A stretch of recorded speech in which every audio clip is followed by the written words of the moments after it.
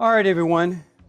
Welcome. This is a very short, fast-paced seminar. I'm going to summarize quite a bit. We can be open for questions. We can do stuff at the end. I will hang around for a long time. But I think the first thing I should say is that this gentleman pictured up here, his name is Luis Cota, and he's a Mexican citizen who immigrated to the U.S. at about 15, probably failed all his first classes before because he didn't speak English, but came up through University, San Diego State University, and he's been in the industry about 45 years. He's an unbelievable wealth of knowledge, of experience. First half of his career probably was more spent in fine wines and learning all the nuances of cooperage and how the woods affect the wines. And he had some great industry renowned Hall of Fame teachers. So he's a mentor of mine. And I just so highly respect him. For Comisario, I'm the national sales manager. We've been working for about a year to really get this brand advanced, but there's association with the other brands you're going to see today too. So we're going to go pretty fast to go through all things. My name is John Milstead. I've got cards or any questions you want to do. What we're really talking about in summary-wise today is agave spirits, more so than just Comisario tequila, because Comisario tequila has got some interesting nuances, but I think in a general sense, I think the audience, from what we polled, was kind of interested in agave spirits as a total. So I chose three different brands. This is Testimonio Mezcal, Comisario, and then that's Estaca over there. I don't know, how many, raise your hand if you know a Bacanora. Where are the hands? I don't see, there's one. So you guys heard about it a little bit. Well, that's why I chose it. We have some association with the brand. But, you know, simply put, I chose those three. And like I said, we have association with those brands in the U.S. But Sonora is right here below Arizona. And Sonora is the state where Bacanora is produced. There are some details. I'll cover each of the brands in brief when we get to them. But we can see down here where Guadalajara is, that's the heart of Jalisco, capital city. And so we're going to focus a little bit on that for tequila. As most everyone knows, that's one of 4 states that Blue Weber agave can be grown, but most of it's all in the state of Jalisco. And then down here where Estaca is at the bottom is where, I don't know how that arrow got to the wrong state, but that happens when you convert presentations sometimes. But that's where the mezcal comes from. So by way of, let's just talk a little, just a touch on the brands. Bacanora is really a unique item that's fairly new. It was illegal to produce from 1915 to 1992. The governor of the state of Sonora felt it was a bad influence on his people, hedonism, a lot of bad things that he thought. So you could be put in jail, shot, or hung for making Bacanora. And yet the spirit of agave spirit's been made for 400 years. It became a moonshine product, an illegal type scenario. So in '92, they started allowing it to be made again, and a lot of small production things popped up. But now a few, there's probably 3 or 4 that are making enough that they export. This gentleman up here on the far right, that's Emmanuel Kimchi. He is the he's the 12th master somm in America as certified. So he's really got some credentials in the industry. He has wineries and vineyards in Spain, in Napa, a craft beer project, and this is his friend Keith, who does a wholesale business in Arizona. And they got together and decided to go explore some things, maybe to do a Bacanora when they were in Arizona, because it's just a couple hours south. So they put this whole project together, and I'll talk about some of the production differences when we go through production, but it's a very unique item. This is the thing to remember. Bacanora would be a baby if tequila and mezcal had a baby. So it is in between. It is the Pacifica agave Pacifica, as opposed to most of the mezcals are Espadín, and we know Blue Weber for the tequila. So this mezcal that we're going to taste today is not even released on the market yet. I got some advanced samples. It's coming out here towards the end of summer. And mezcal, more than anything, is about tradition. What are the most traditional ways that people have made agave spirits in the 9 states and the 30 different varieties of agave that you can make mezcal with, over 30. So there's no question. And this imagery on the label here, it's the god of that takes part in creation. This is the goddess of agave and fertility, and they got together, and her tears created the agave plant. She was renowned to have 400 rabbit children. I think you've heard of 400 Rabbits as a brand. That's where it came from in mezcal. So bottom line, really traditional stuff, and they go to the extreme of using the oldest and most traditional processes. But always there is some science in the world, and so there's things that improve by doing some things just a little bit better and a little bit cleaner. And that's a close-up on the label there, sorry. So Comisario is kind of the flagship of the tequila world that we operate with. It's been out for a few years. It's growing. We'll be in 35 countries by the end of this year. We have a LLC, big corporate project in Japan and Taiwan. Costco's taking it, trying to say they're introducing premium tequila to the Japanese population, and Don Quixote, some other things. International business in Europe. And we're really just starting to get a marketing foothold in the US to move things ahead. So why is it a little bit different? I'll show you some things, but I want to talk about the other 2 brands as we go through this. And that's why we're going to be pretty brief in getting into the details. These are the Cevis brothers. Their distilleries in Arandas. They're master distillers. They're all unbelievable. They know what they're doing, and they work very closely with us. Luis Cota tastes every batch. If he can't go to Jalisco, they ship it to Tijuana. He goes across the border to his little Rosarita Beach condo and tastes it. So he literally has rejected whole batches, and then they just go to somebody else. We have an equity position in the distillery with Comisario. We have a bottling line we own, and we own warehouse space, so it can be said that we're estate bottled and estate grown, which is it's a plus, but not the biggest thing in the world. If you look at the map of Jalisco, you have Guadalajara, sort of center state, and then out towards the left up here is the Valley of Tequila, where a lot of the major brands were developed. There's a big volcanic eruption centuries ago that swept down that valley and created the soil that all of these opportunity brands jumped in there, and they've been producing tequila for a lot of years, as we all know. The soil is volcanic. It's not particularly porous, but it gives a great mineral content. It gives great character to the agave, which is all Blue Weber, as I said, but that's the more traditional side. And that's probably an hour and a half, 2 hours this direction, sort of northwest of Guadalajara. The other direction, Guadalajara is at 5,000 feet above sea level. That's like the city of Denver here in the US. They call it the Mile High City. Well, so is Guadalajara. But the Highlands are off to this side, and those are above 8,000 feet above sea level, even some higher spots. And what's unfortunate, you can't see, I mean, I guess you could if I hold it up, but nah, it's too small. You can try it, The Asian guy would do it. Yeah. It's broadcasting fine, but it's just not picking up over there. So the Highlands are not the same soil. They are a lot of water. Porous soil allows the rootstock to grow very well. It grows a little slower at the higher altitude.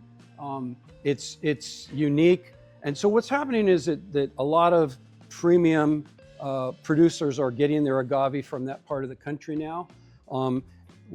The agave that goes into Comisario is 7 and 8 and 9 years old. Takes a little bit longer, whereas a lot of the more commercial, bigger companies are 4 and 5. The good news about that is you get a little bit better acidity, goes down a bit, and it's a little bit more sugar. The balance is better, so you're starting off with really, really great fruit. So on top of what goes into the fruit, some of the technical and scientific issues that have come up is that we no longer quarter the agave out in the field because it starts to oxidize. We take the whole piña in, which is a succulent plant. They cut all the fronds off and it looks like a pineapple. That's why it's called a piña. And then they'll cart the whole one to the shade. They usually harvest in the morning to keep away from the heat, and that will then go into a type of oven. So that's where we start getting into a few differences. We happen to use about 30% brick oven and about 70% autoclave. Autoclave will hold like a truckload of agave, and it goes in there and it's very efficient at cooking it and cooking the agave to be able to extract the agave sugars.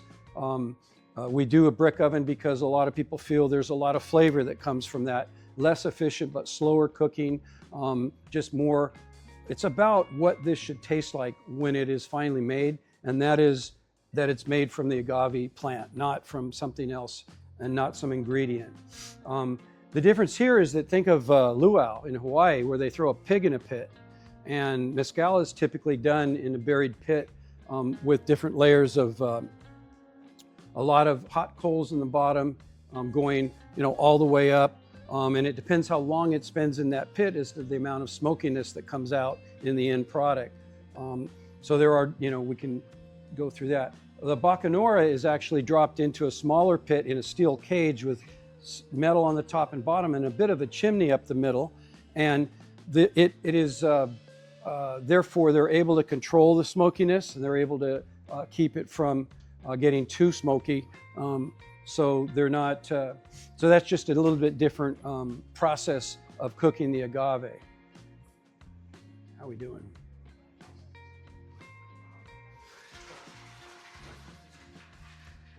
The next thing that we'd kind of submit, because we're going to run out of time, so got to kind of push ahead. I can show some of these things real quick at the end, but the imagery is really nice.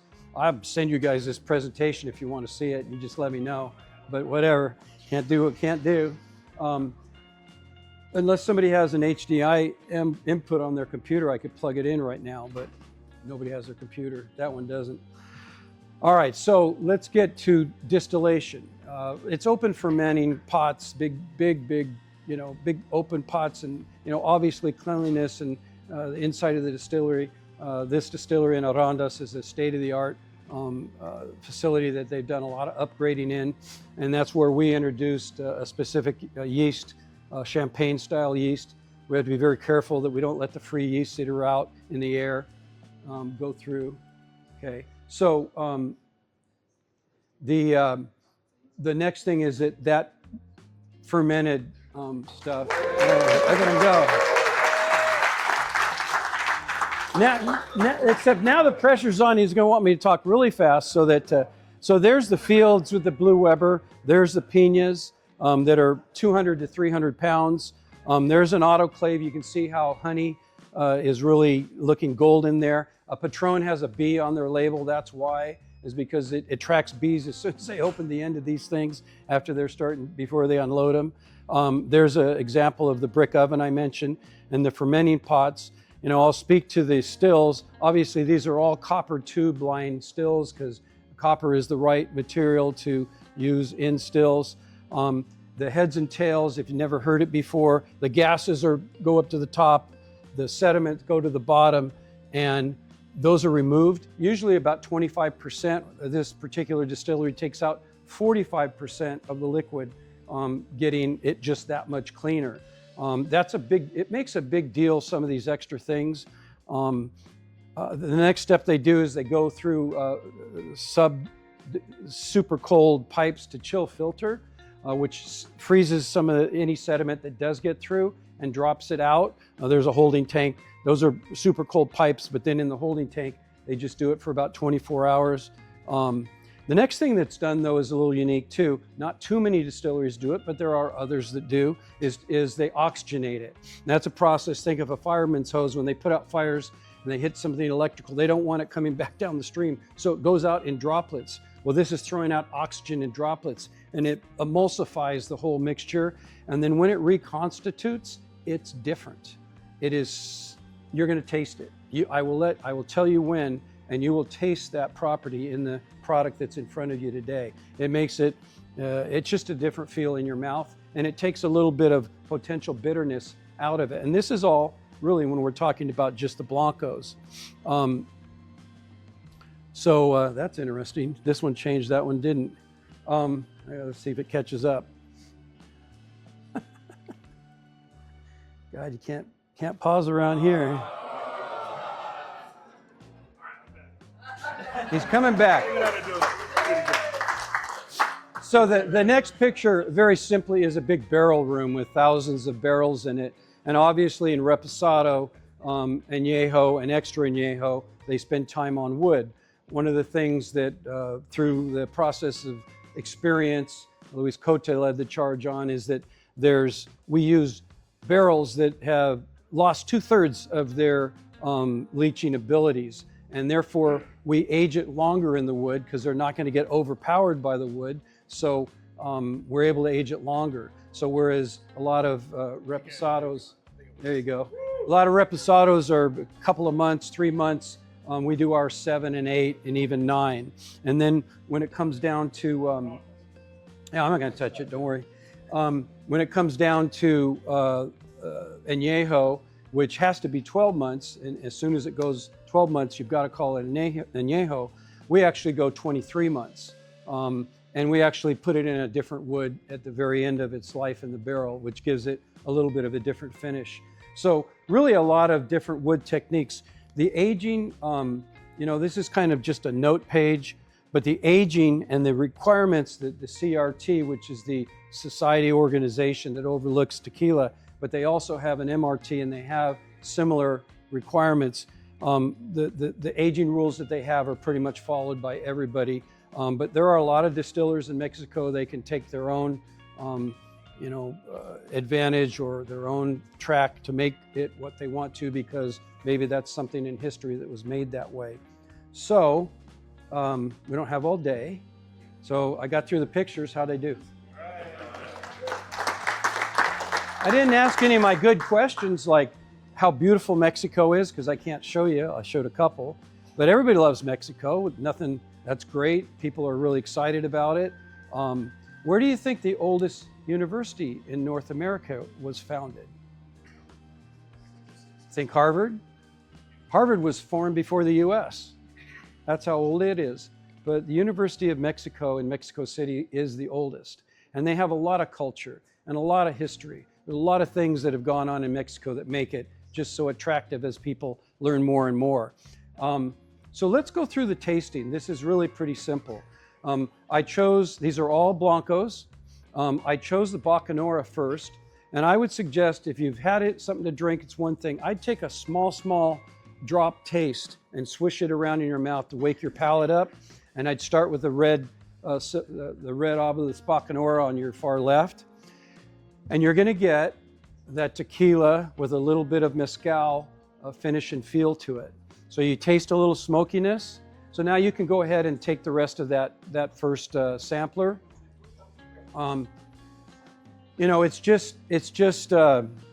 It's a unique difference. And the fact that we have the opportunity to be educators in agave spirits with something nobody knows, that is so much fun. People don't know this at all. It's not inexpensive, but it really is something different. Now let's move to the one in the middle, the Comisario. Now remember what I said. Now that you've already had a sip, you can go ahead and sample this at your pace. But I definitely would hold some in your mouth for a minute. And when you do that, notice that your tongue is a little slippery on the roof of your mouth, a little glycemic feel to it, a little bit of character there. Well, that's what the oxygen does. It starts out with a very pure distillate, but that little slipperiness causes, you're going to then get the taste of the agave comes down the backside of your tongue, your palate, but it's slippery up here and there's just not a lot of bitterness or burn. That's pretty darn good on a Blanco, I'm just telling you. But if you don't do your Blanco right, you can't make your other expressions correctly. So you have to do a good job at this point. But that's probably kind of how some of the characteristics.